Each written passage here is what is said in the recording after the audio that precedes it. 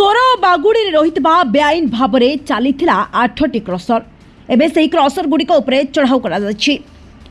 सोर ब्लॉक महुमहाल पंचायत खंजामहाल पत्थर खादान निकट में गढ़ी उठी क्रसर गुड़िक खनि विभाग पक्षर चढ़ाऊ कर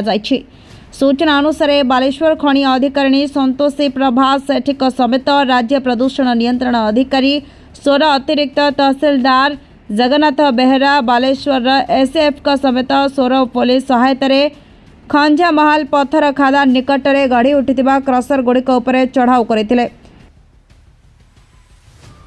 एही समय 12टी क्रसर कागजपत्र जांच करा सहित 5टी क्रसर परिसर में रही पत्थर एवं चिप्स मेटाल आदि सामग्री को जबत करा तेबे आगामी दिन में बाकी क्रसर गुड़िक चढ़ाऊ जारी रहिबा सहित